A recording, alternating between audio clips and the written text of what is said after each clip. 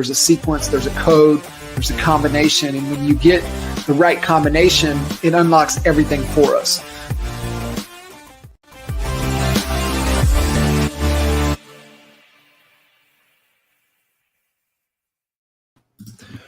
What's happening? What's happening? Man, I appreciate you jumping in. Yeah, hanging out today. Always a pleasure.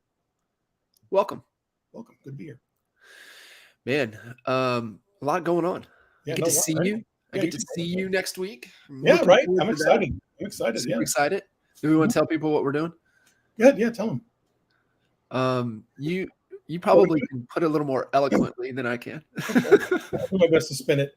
So we're heading to New York City, and we're going to be in a TV show called Times Square today. It's filmed at the Hard Rock Cafe on the veranda, supposedly where the Rolling Stones sat, is what we're told. But it's in the the Times Square, one of the readouts behind us and everything, one of the big video billboards. And we're going to record a 10-minute video talking about the things we do in our business to help people achieve goals and create better lives and businesses for themselves. And then it's going to be on ABC, NBC, CBS, and Fox. So we're pretty excited about it. So we're both heading out there, and it'll be next Tuesday. And we got a photographer coming to make us look all pretty and stuff like that. So we're excited about it.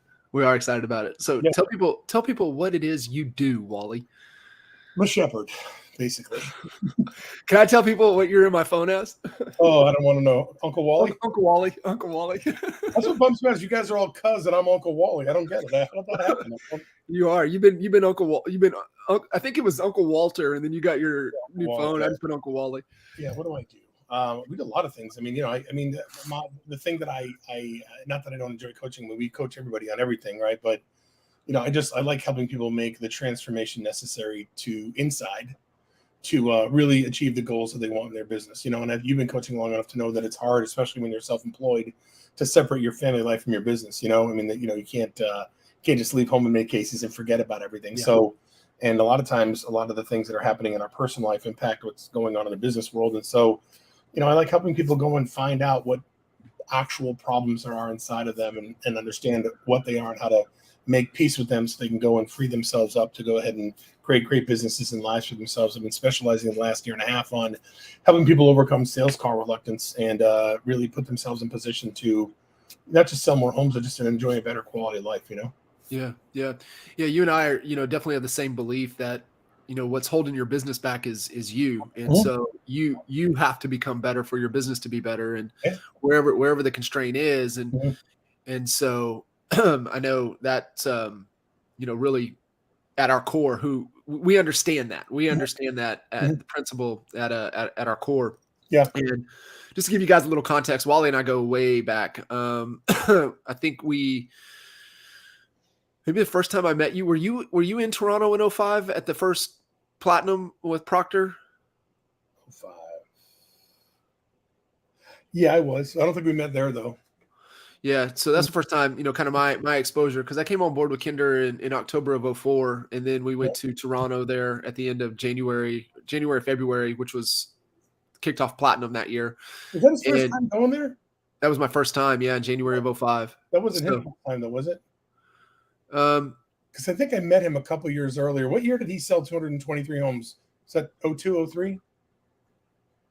Yeah, somewhere in there. I met him because I remember sitting in the room and Craig got up. She's some kid here. He's 23 years old, and he just sold 223 homes by himself. And then they pointed to Kinder sitting in the back room. He still looked like a kid, and he had he had that. He just bought that first Rolex he had, and he was wearing that. And that's the first time I remember meeting him. So, and then I met Mike Reese the next year, or the next event. I remember Mike was telling me a story, and he said, "Oh yeah, I want to go listing appointments. I put the sign on the front lawn before I walk in the front door."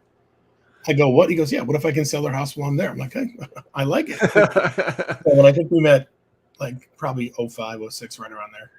Yeah, so we've been rocking and rolling ever since then, and Wally came in. He coached our team in Lawton. He was coaching Mike's team in Frisco, and then when the boys kicked off at the time, it was Kinder Reese Real Estate Partners, Kinder Reese Coaching, and they they knew quickly that they didn't want to coach all the time, so they reached out and reached out to Wally, and so that's been. Oh, geez. what was that? 2010? 08, actually. 08. Yeah. 08. 08. So yeah. So 06 is they officially started Kenny Reese Real Estate Partners at like 04.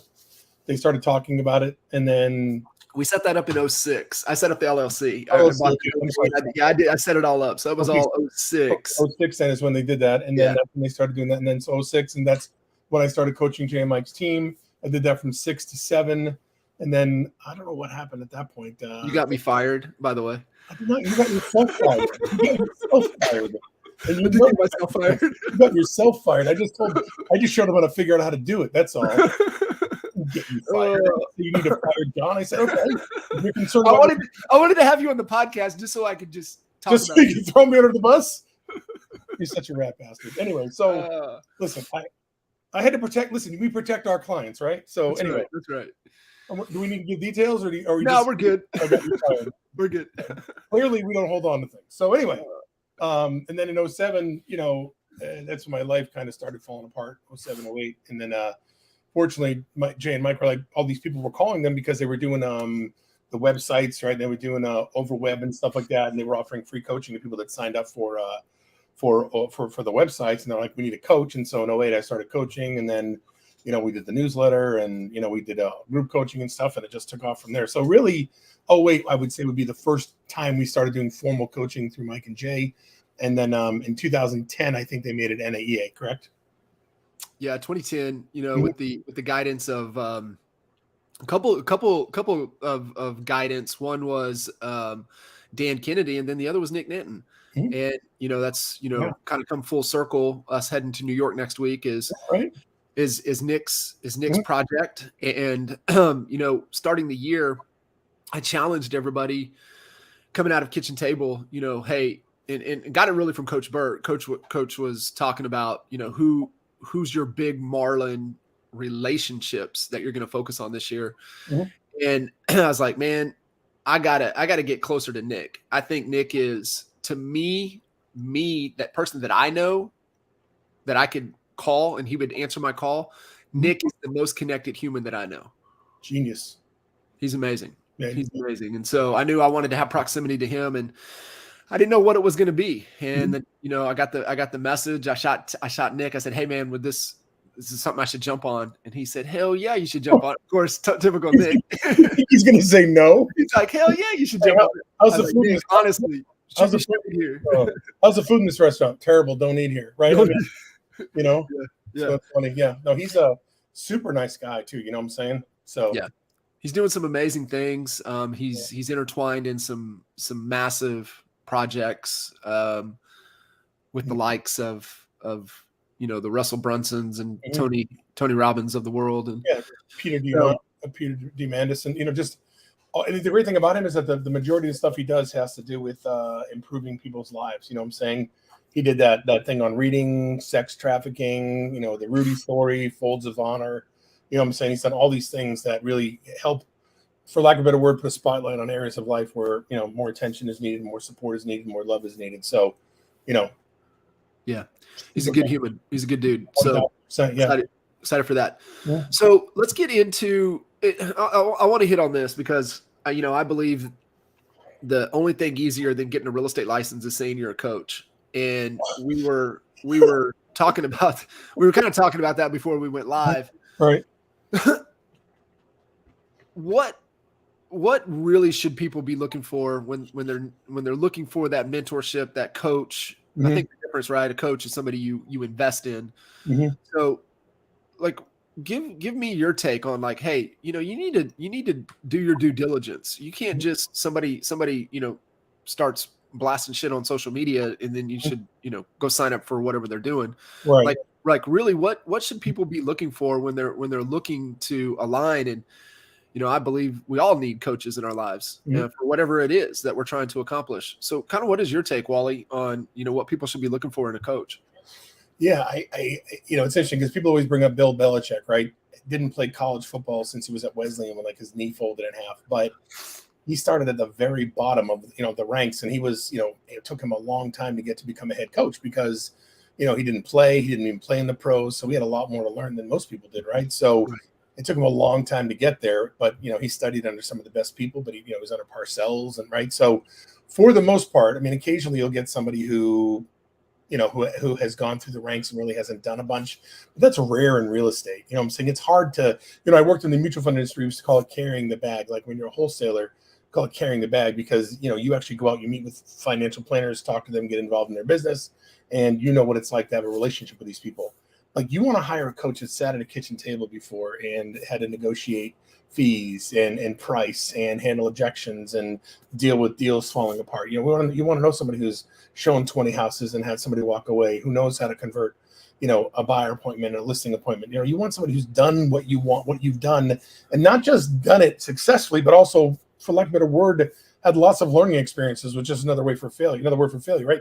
Somebody who's walked the walk, who's walked the path. And I said this the other day on a post, it's not just that they walk the walk, but they know where all the pitfalls are to avoid. Part of the reason that people hire us is because we can say, don't do this, don't do this, don't do this, right? Save you a lot of money, a lot of time, a lot of energy. So make sure the person has walked the path. And to that point, somebody who's never made $100,000 in real estate cannot teach you how to make $100,000 in real estate, period. 100%. Right? I don't care what kind of systems they say they have. Because I could go ahead and, actually speaking of Craig Proctor, he had a great analogy. He said, what's the difference between a real Rolex and a fake Rolex? And it said, it's the fake one, it's imitation versus innovation. Right? When the person that you're talking to has helped create the systems that they're giving you, has helped create the scripts and dialogues, that they've taught it, they've tinkered with it, they've improved upon it. I mean, that's the kind of people you want to work with, Right. And I understand, and I think there's a big difference between a mentor and a coach. Somebody who's done some more than what you've done can mentor you because they can at least help you, pick you up and help you avoid making a few mistakes and say, oh, don't do this, do that. But a coach is somebody who can not just help you, develop from where you are to the next level, but they can take you multiple levels, and they're gonna say, hey, this is what the end looks like, and help you work your way backwards to current day. And the only way to do that is to know what's going to happen between the end and now, right? So you need somebody who's been in the business for a while, who's made mistakes, who's performed at a high level, right? And who really can, I think the best thing is translate what you need to do into very easy, simple steps to follow so that it's not overwhelming, so you can get faster results than you would if you had to figure it out yourself. Right. I think from a broad perspective, I think that's the big thing for me. Collapse time. Mm-hmm. Really, really helping that individual collapse time. 3 things, right? Faster, easier, cheaper. Yeah. Right? Those are the 3 things that a coach should be able to do for you: is faster, easier, cheaper, minimum. Yeah. And it's those things too, right? We all have blind spots. So they're able to see things that we just can't see. Mm-hmm.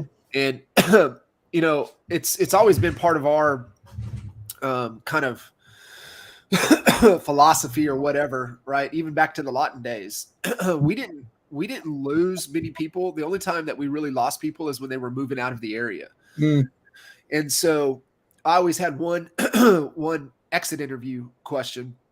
I remember one of our ISAs, Carrie, she was going to do something else. And I asked her one question when she was telling me she was moving on, and she was emotional about it because it wasn't an easy decision. I just don't. It's just that role wasn't right for her.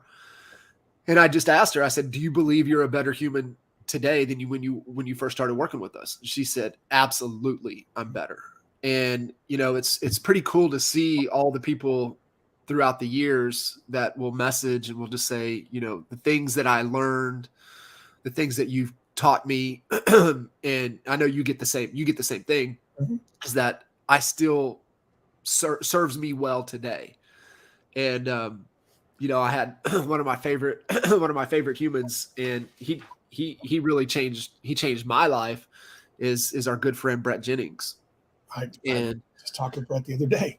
And so he's an incredible human being. And, he introduced me to meditation. And, yes. And so that. Me too. Release technique? What's that? Did he teach you the release technique too? Yeah. Maybe. Yeah. I don't practice it. It's I'm more of on the mindfulness side, but he introduced me to the power of that world. Right. But when Brett at the end of last year, when they closed in and they closed $1 billion in production, which was the BHAG was the goal. Mm-hmm. had a great conversation with him, and he knew what was coming. I said, "What's next?" Right. But during that conversation, he was like, he goes, "You guys opened my eyes to look for all the opportunities," because, he's connected everywhere. But that's what we had to do in Lawton. I mean, you coached us through this. Like, we had to get transaction fees. Our profit was dependent upon transaction fees. If we didn't have transaction fees, we would not have been able to survive. My math was like 250 grand a year came from transaction fees, like 250, 260 from your team. Yeah. It's a lot of money. It's the only way we survived. Mm-hmm. And so, my point is that the impact that somebody can have on you that really gives you lifelong principles that's going to not only change your life, but change your business. That's what you're looking for. You're looking for somebody that can give you those fundamentals that you can really build a solid base off of for whatever it is you're trying to accomplish. Yeah, it's not all about X's and O's, it's not all about blocking and tackling. There's so many things that are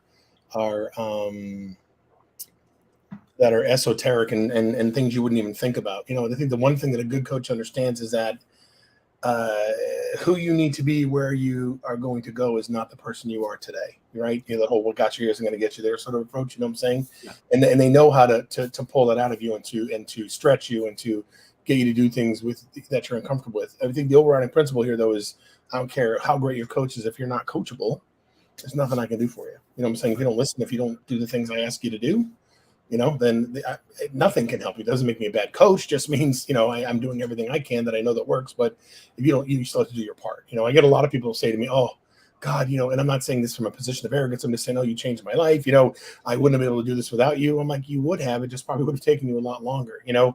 And people are like, you really helped my self-confidence. I'm like, "No, I just told you where to look for it. You went and helped self-confidence." You know what I'm saying? Like, it's like, we can only tell people what to do. I mean, how many people have you coached before who you gave them everything you gave somebody else, but they didn't take it and put it into use and didn't get the results? Right. So it's much up to the client as it is to the coach to get the results. I can only tell somebody what to do. If they do it, then they're going to get the results. If they don't, they won't. There's this little either Chinese proverb or something that was above Zane's karate when walking into the studio there. And it's something along the lines, I won't get it right, but it was along the lines like the teacher can open the door, but the student has to walk in. Mm-hmm. And just that maybe when you were saying that's what made me think about is that we can open the door as coaches, but you as a student have to walk through the door. Mm-hmm. You said the word, "Hey, you have to be coachable." So if somebody's sitting there like asking themselves, "Am I coachable?" What should they be thinking about to see if they really are? Am I open to feedback? Right? Am I willing to let somebody tell me that I might be doing something wrong or that there's a better way to do something? People who don't want accountability and who don't want coaching, that is 1,000% a self-esteem issue. That's 1,000% a self-esteem issue. It's that they're not willing to take a hard look at what they need to take a hard look at, right? And I talk about it in my book, Radical Honesty. I'm saying you've got to be radically honest with yourself if you're willing to make transformation, right? Tony Robbins says true transformation only exists on the other side of total and complete honesty. So if you have low self-esteem, low self-worth, if you don't believe that you're worth what's going to come of the things you're being asked to do by your coach, then you're not going to grow. And so not being coachable, not being willing to be held accountable is 1,000% of self-esteem. Wow. Unfortunately, does that make sense? It does. It really does. You have to admit that.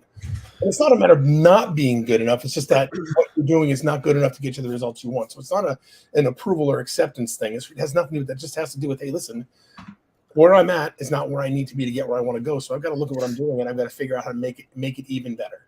I use the term even better because that implies that it's still good, right?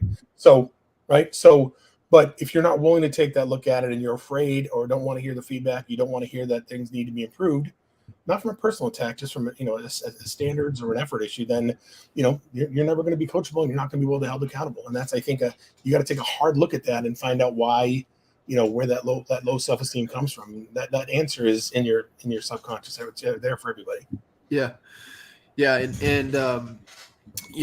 it's definitely one of the things working with my coach on too, right? To really unpack everything and understand why we do what we do. And also it's able to see the things in others as well. Mm-hmm. And so, one of the things we were talking about, and it may align right in here, and I'd love your take on it. And he said, really two things to be in greater pursuit of our true happiness is that you've got to have some type of mindfulness practice, and you've got to study emotional intelligence. Those were his like two key requirements that you've got to become well versed in understanding. It's understanding both of those. And I know Stephen Kotler talks about that. I think in maybe Bold. I think he touched on it again in The Future is Faster Than You Think, but he was talking about his students who he works with, his clients. He has two requirements. They have a daily mindfulness practice, and they sleep 7.5 hours a day. Period. Yeah. You cannot become a client unless you can commit to those two things. Yeah. And it's interesting because I my course, mindfulness is mandatory, right? Because that's how I explain it. Like the future, not knowing what's happening, uncertainty, that creates anxiety. That's where all the fear comes from. If you're focusing on what could possibly happen, if you look back, that's where all the sadness comes from, all the pain and the hurt. But if you're mindful, which is just another word for being present, none of those things can come into play.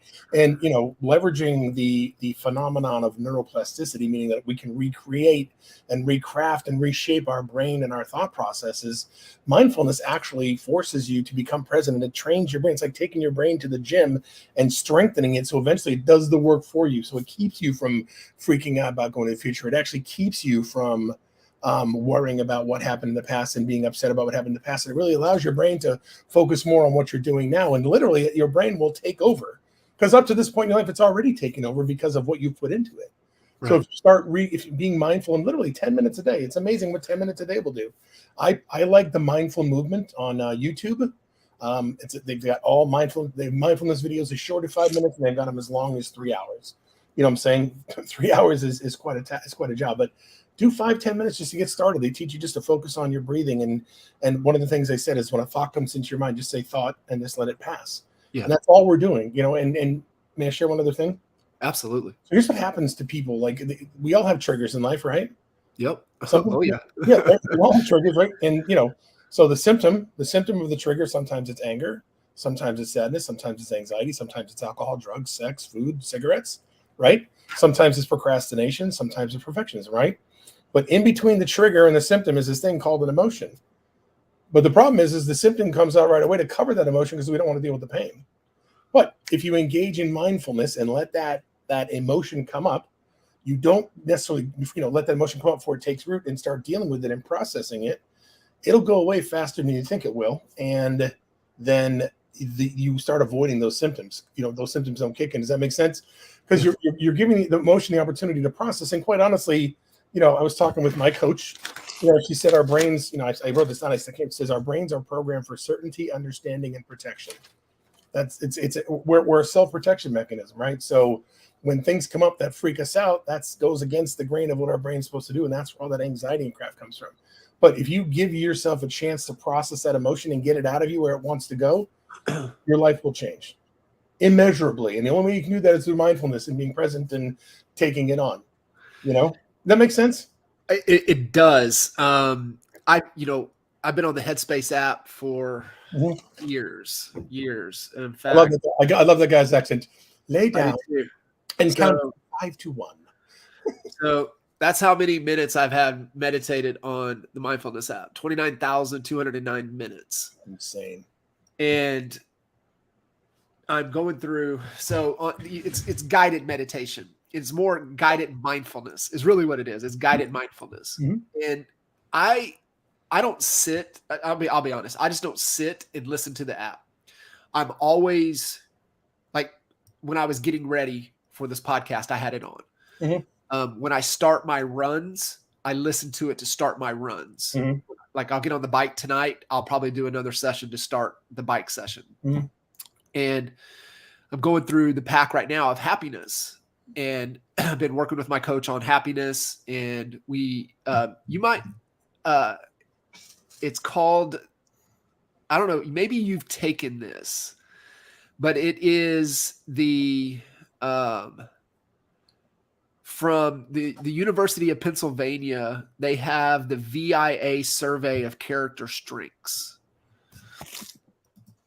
And it's an assessment that you take. It's long. It's like 240 questions you have to answer. And it's multiple choice. So you just go and you most likely select.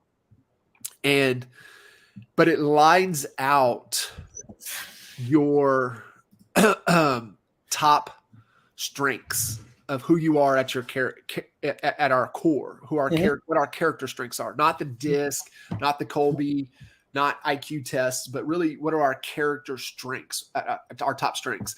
You should take it. I'd be curious to see what yours are.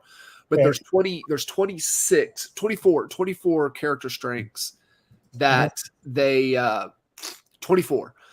And it's really the science and the study behind it is really to identify who we are. And what happens, and this is what Matt was explaining to me, is that when we try to make our bottom strengths, try to improve them, it doesn't work. It doesn't make us more happy. And so falling into where our strengths are and doing the things that align to that allow us to be a lot happier. And when I shared mine with Matt, and he said, explains why you're a good coach. Because when I started going through it, I have a feeling yours and I's there's going to be some similarity there. But it starts to explain everything, right? Why we do what we do and our happiness. So you need to take the test. So you can, it's authentic happiness. You got to go to the University of Pennsylvania's site. If you just Google it, you'll get into one where you have to pay for it. You don't have to pay for it, but it's the VIA survey of character strengths. Everybody listening in, you got to take this test because, I was going through and just breaking out my strengths and really falling to spend time with those things. But I was listening to the getting ready this morning, and it's just kind of what you were talking about. So I'm going through the happiness kind of pack on the Headspace app, and everything that you just explained right there, he was talking about, and you have that emotion that comes up, and what he was kind of explaining on that session on the app was if you could embrace empathy and really now shift that to an empathetic, not sympathy, big difference, but empathy for what that other person is going through will allow that emotion to pass. And I was like, holy shit, right? How powerful is that? And my favorite, and I always tell people this, if you want to understand empathy, just jump on YouTube and go to the Cleveland Clinic Empathy and watch that 4-minute video. It's the most eye-opening video that you can watch that just like you understand empathy at your core after you watch that video. It's so powerful. It's interesting. I was just thinking about Marilee Adams' book, Change Your Questions, Change Your Life. Yes. You know what I'm saying? Because that really, and by the way, I put the link to that free character survey in the chat here if people want to grab it. So, but so here, and this is where emotional intelligence comes in, right? You can't if you don't have emotional intelligence, empathy is really not available to you, right? Because emotional intelligence is your ability to process what somebody else is not just saying, what they're feeling and thinking at the same time, right? It's not just a matter of and the thing is if you're not empathetic, if you're not emotional intelligence, you say things you shouldn't say, you do things you shouldn't do, you don't take the time to consume every aspect of a person's communication, right? Most of communication is nonverbal, right? To be able to pick that up, you have to have emotional intelligence. You know what I'm saying? Yeah. Only 7% of communication being, the words you say, and you have to have emotional intelligence. So in order to be empathetic, in order to be able to relate to people and in order to be able to not judge, in order to be able to not snap and get defensive, you need a higher level of emotional intelligence because you have to process, hey, what else could be going on here? Like, what else is happening here that I'm not seeing, that I don't understand? And when you can do that, that's where real empathy comes in. You know what I'm saying? Because then you're like, not all is as it seems on the outside. The other one, one of the quick thing, there's a great book out there it's a guy named Paul Stoltz, and it's called The Adversity Quotient. Oh yeah.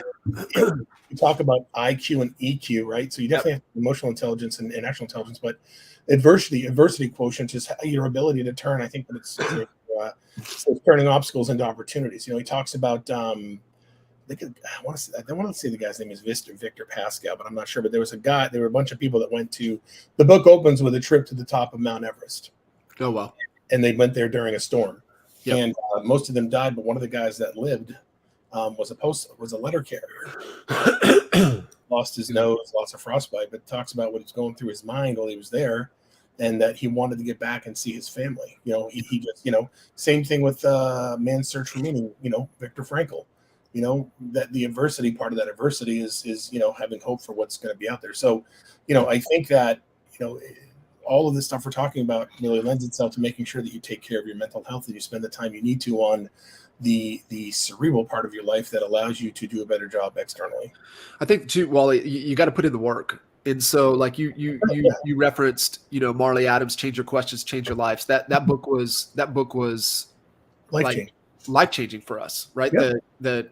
The Judger Learner map is printed out and on the refrigerator. Like we've been looking at it for 10 years. Like my kids look at it every time you go to the fridge. It's that you cannot help but see it. And the other was Byron Katie's book, Loving What Is. Doing the work. Do the work. Do the work. And then, the other one to that was Carol Dweck's Mindset.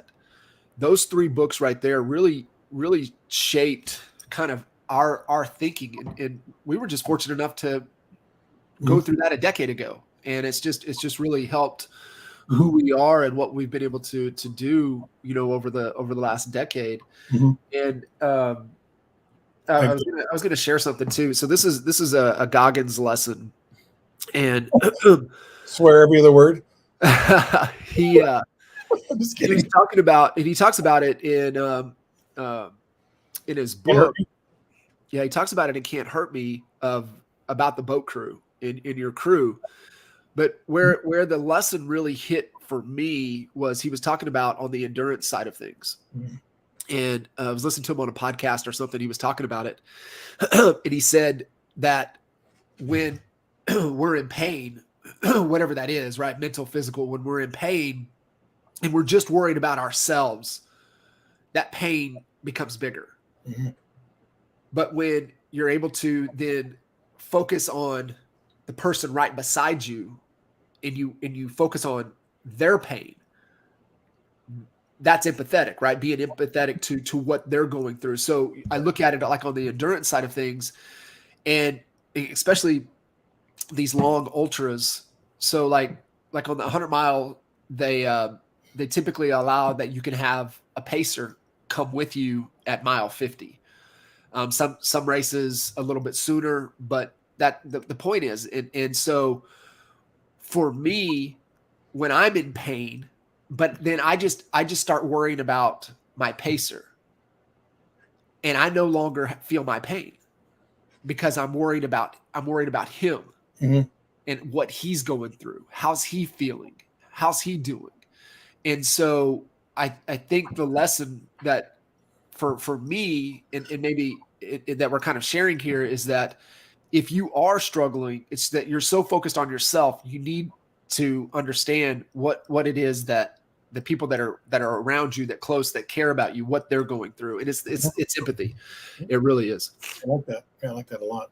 One of the books I'm reading now is by Dr. Kristen Neff. I always forget the subtitle, but it's Self-Compassion, the Proven Power of Being Kind to Yourself. Really, really, really good book. But one of the things that she says is, we're a lot of times when the pain comes up, we're always looking to try and solve that pain. Like just looking for, how do I make the problem go away rather than letting the pain come up and feel it and dealing with it, what I'm saying, so it can pass. Does that make sense? Yeah. Especially for us guys too, right? Because we're problem solvers. Like, shit, what? I got to fix this. How do I fix this? Yeah. Most people don't want to be fixed. So, but it's just interesting that she says that, and she talks about, mindfulness as well and how important it is to process everything. It is. And it's interesting, having experienced a tremendous amount of pain in my life and caused a lot of pain in my life, and I never realized the power of, people say lean into it, lean into it, lean into it, and it's hard to lean into it, but when you do, that's the only time you can really process it and let it serve you. Yeah, it is, because it's gonna be there if you don't deal with it. Everybody has pain. Yeah, for sure. Wally, talk to us, man. I'm so happy for you and excited for you. Thank you. And you're an incredible, for most people that don't know, an incredible storyteller, copywriter. Thanks. English major, always correcting me. I appreciate it. No, that's not even true. Is this like Oklahoma, man? Come on. Wally on the podcast, and I'm going to take shots at him to get back in. I got you fired. I correct you all the time. I went to MacArthur, Lawton, Oklahoma, man. Come on, give me a break. We're just teasing each other now. So you've got a book coming out. I do. And so for a lot of you that don't know, Wally's written a lot of books, but not with Wally's name on it. Right. And so and that happens more than what people realize, right? It's just kind of having a ghostwriter do a lot of stuff for you. Mm-hmm. And so this is Wally's work, and I'm super, super excited to get my hands on one. I know it's not available yet, but I would love for you to kind of talk about the book. Is it okay if I show it?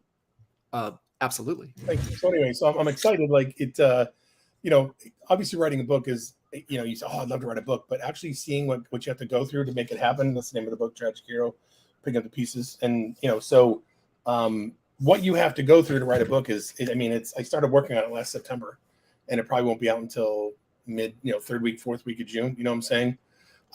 You used to say all the time, you got to write a book, Wally, you got to write a book, you know what I'm saying? And I'm like, yeah. And so, writing the book,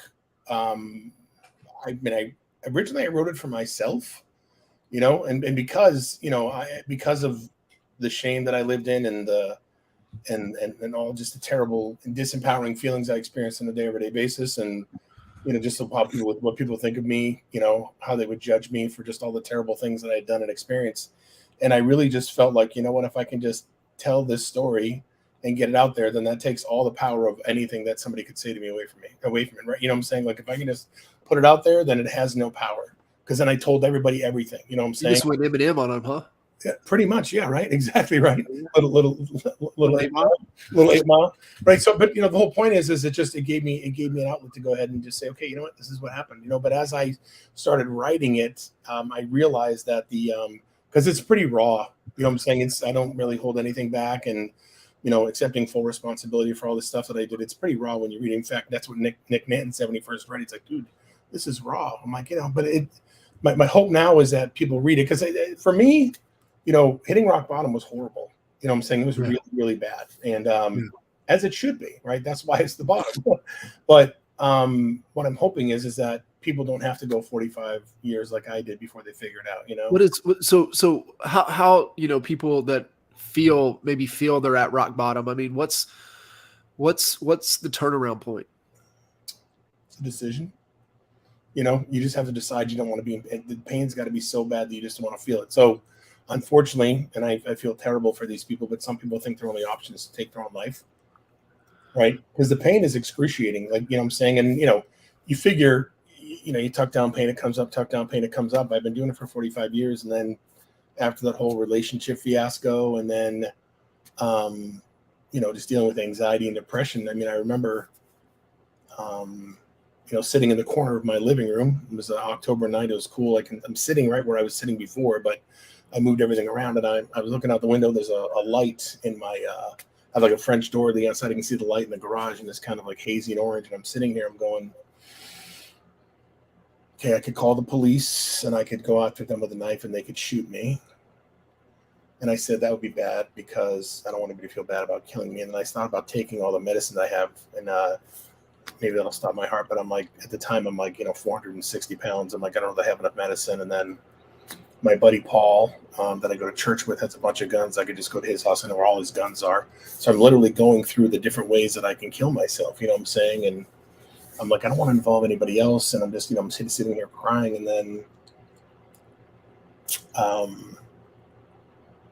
then I started thinking about what I felt like when my dad died. Your mom died when she was young, right? And I got 4 kids, and I remember how tough it was on my sister and my brother and me. And I'm probably just like God tapping me on the shoulder saying, "Hey, this is not," And so I really started crying. And then my aunt and uncle called me, and they're like, "Hey, can you come up and help us out? Uncle Roger's having knee surgery, and we need you to come help him out." And I said, "Sure." And so I went home. When I came back, and I just was going to bed every day, like right after work. As soon as work was done, I would go to bed.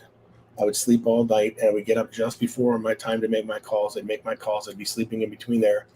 But the emotional pain was excruciating that I just could not deal with it anymore. I said, I have to do something about this, And then I remember talking with my counselor, my therapist. We talked twice a week, and every time before we get off the phone, she says, "Are you going to hurt yourself?" And I said, "Sometimes I would say I don't know." And she says, "Well, I can't get off if you're going to do that." And so that lasted for about a month, and it's just, but you have to make the decision, and you just have to see just a little bit of a sliver of hope. You know what I'm saying? And I know they say in life that you have to do things for yourself, lose weight, stop drinking, you know what I'm saying? But sometimes, like you said, how is this going to affect other people? Like you said, you know what I'm saying? Just not focusing on my own pain, but how painful would it be for my kids? Yeah. That was the thing that was the springboard to get me going. You know what I mean? Yeah. So I really identify with that comment. And so, and the hardest thing is now you got to go back and address 45 years of bad things, most of which you caused. If that makes sense.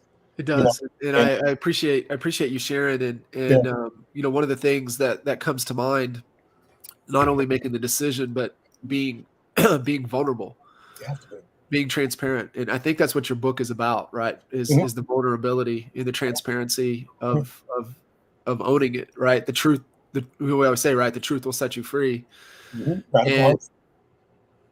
And so, Dan Sullivan talks about this in the opening of The Gap in the Gain, and he addresses the suicide problem issue. It's real. And he talks about it in the opening of The Gap in the Gain. And, he kind of addresses it to, not living in the gap, right? Living in the gap and not understanding how to live in the gain. And when I heard what you were just saying right there, the decision, but you went to the gain because you were thinking about the kids.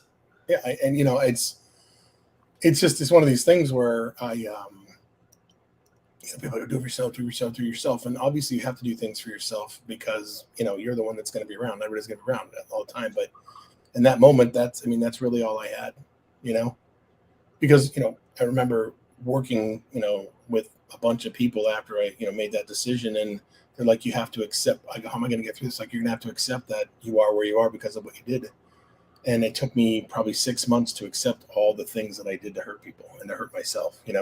You know what I'm saying? I mean, just blowing through millions of dollars in my lifetime, being unfaithful to my ex-wife 4 times, being addicted to pornography, being addicted to food, being addicted to sex, just, all those things. And, my mother being mad at me when she died because she was involved in that real estate thing that I was doing. And, this is a woman that hadn't even gotten a speeding ticket. And she basically, her credit was destroyed, lost a lot of money, my brother, just all the horrible, dumb things that I did, all the people, I'm saying, having to accept, like, I did all that, but the one thing that I've learned, which is just really interesting, and I think this is a great process that people can go through, is that, listen, you know what? Like, I believe that there are very few malicious people in this world. I think a lot of people hurt other people out of pain because they're hurting and they don't know how to process that pain. Yeah. And they do it, right? And I think we make the decisions that we make at the time we make them because it seems like the right decision. Rogan said something. I was listening to him and Lex Friedman. He had Lex on his podcast, and they got into, they were talking about the Catholic Church, and just they were talking about the kid, just the molestation. They were talking about that, but he was talking about, like, if it's happened to you when you were young, you're more likely to do it when you're older. And he said, he goes, I wonder if that's where, like, the whole vampire effect came from, right? Like, you're dead, and so you go bite somebody else to kill them. Seems that way. Yep. It just a generational curse, right?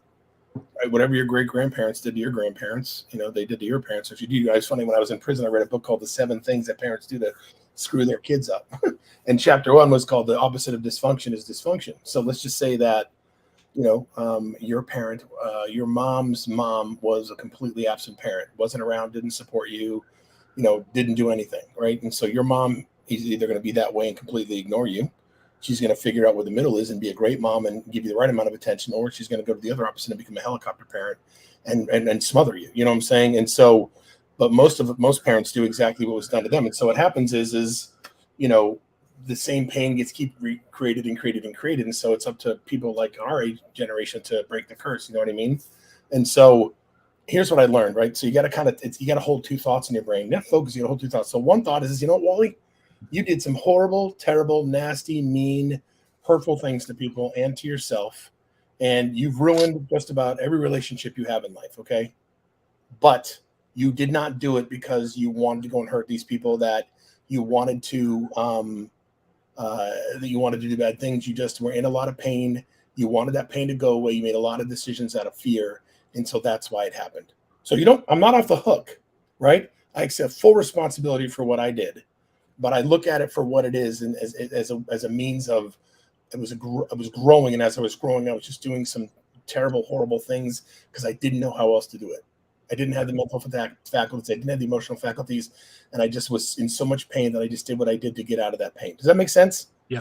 Right. And so I think that helped me tremendously. Right. Because, hey, I have to accept responsibility. Everything I did, but I wasn't doing it to intentionally hurt people or ruin people's lives. I did it because that was the way I was dealing with pain, because nobody taught me how to deal with pain. Nobody taught me how to deal with those emotions. Right. I say, but to my clients, I'm like, our brains are like bank accounts when we're kids. Anybody can make a deposit, but nobody teaches us how to make a withdrawal. Right. And by the time we have to make a withdrawal, there's usually a ton of stuff to take out. So it takes some work. Yeah. Yeah. It's powerful.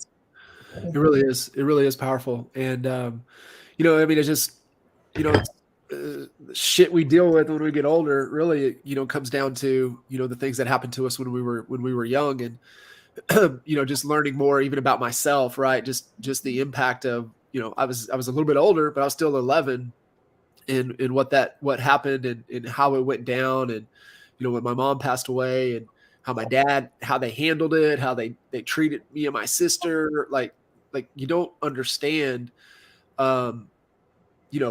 later in life why you do the things you do based upon that. And so, for me, besides, for me, it took, and, I'm always studying, always learning, always trying to get better. I mean, shit, I got one of the biggest libraries. I see it. Yeah. One of these libraries. Right. But it took the point of getting a damn coach to help me work through that and understand it at a level to where now it's really starting to make sense. And now what I have to do to correct it moving forward. Right. Well, so a couple things. First of all, 11 is not a little older. Okay.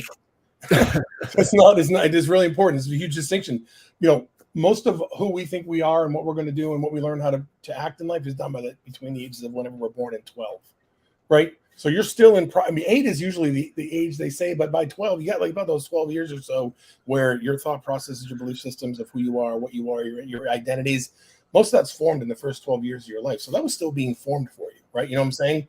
So you weren't really a little older. So that's the first thing to take into consideration. The second thing is that we cannot be our own coaches. We cannot be our own counselors. We cannot be our own therapists, because we have our own thought process and belief systems, right? Does that make sense? Amen. And if you get right, if you're lucky enough to read a book and it hits you in the face and you can make the change, that great. But most of us need a coach. We need somebody who can look at something with a different set of eyes, with a different set of knowledge, a different set of everything, to help us understand and see things that were different. I could never figure this out, and maybe it's the same for you. And your mom died, right? Your dad had some tough times after your mom died, right? I mean, you didn't exactly have the ideal childhood either. Not many people did, but we can't fix it ourselves. And so, I could not, there's things that I just could not process myself, that I could not get out of my own way of, and I couldn't figure out. And this is what I'm sorry, I interrupted myself, but this is what I was trying to say. Every day we help people become better financially, better emotionally, better psychologically. We've helped people with their marriages. We've helped people with their lives. We've helped people with their business, right? We do this all day long. And for some reason, I couldn't figure out why I couldn't do it for myself, right? And the reason is because I can't look at my own stuff and analyze my own stuff and say, okay, here's how you fix it.